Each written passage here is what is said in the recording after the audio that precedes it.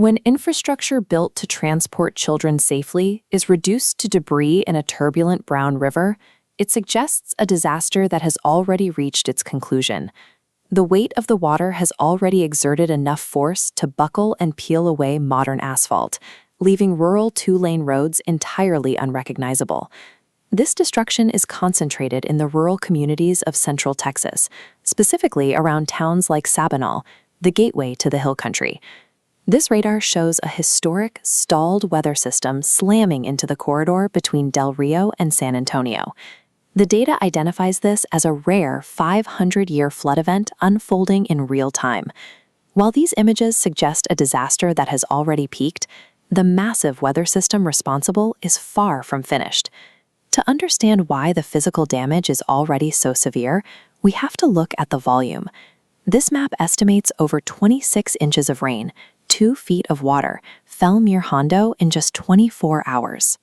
The precipitation is clustered in localized bands, the darkest brown sections, creating concentrated zones where water simply has nowhere to go. When a region absorbs a year's worth of rain in hours, standard drainage networks vanish. Rivers instantly jump their banks and carve new paths directly through fences, pastures, and highways. Central Texas has absorbed a massive blow. Its geography has been pushed to the absolute breaking point, setting a precarious stage for the incoming weather. Down on the ground, that accumulated water has turned nearly every paved street into a fast-moving current. Water depth changes drastically from 1 mile to the next. Even for commercial drivers, navigating these roadways is deceptive and dangerous. The currents are moving with enough force to sweep away and disable even the heaviest semi-trucks on the road. The landscape has transitioned from distinct pools of water into a continuous, moving floodplain. Standard local infrastructure has failed under the pressure, leaving the region without its usual physical boundaries.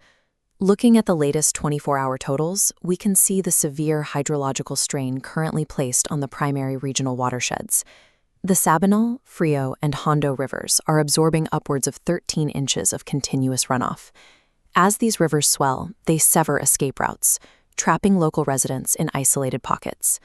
The situation has escalated beyond the capacity of local emergency services, requiring immediate state-level intervention. The National Guard is now performing active high-water rescues for stranded civilians using heavy, high-clearance transport vehicles. The entire emergency response network is operating at its absolute maximum capacity just to survive this initial impact. There is absolutely zero safety margin left. The massive storm system producing this deluge is completely stalled, locking the heavy precipitation directly over the affected area. Forecasts indicate that an additional 10 to 20 inches of rain will fall on this same corridor over the next couple of days. To understand what happens next, we have to look at the ground itself. This diagram demonstrates 100% soil saturation, the point where the earth has absorbed all the water it physically can. Because the ground is saturated, every single inch of new rain instantly bypasses the soil and converts directly into violent surface runoff.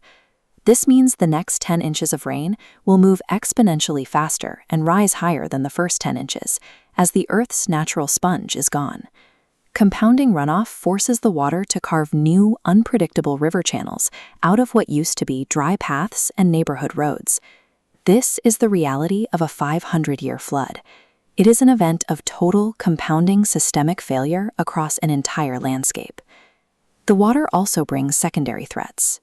Extreme runoff triggers debris flows, uprooting large trees and using them as battering rams against any remaining infrastructure. Attempting to drive through these currents or shelter in place in low-lying areas is no longer a survivable option.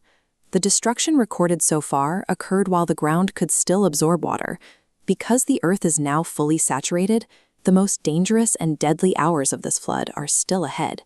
Immediate evacuation to high ground is the only remaining choice.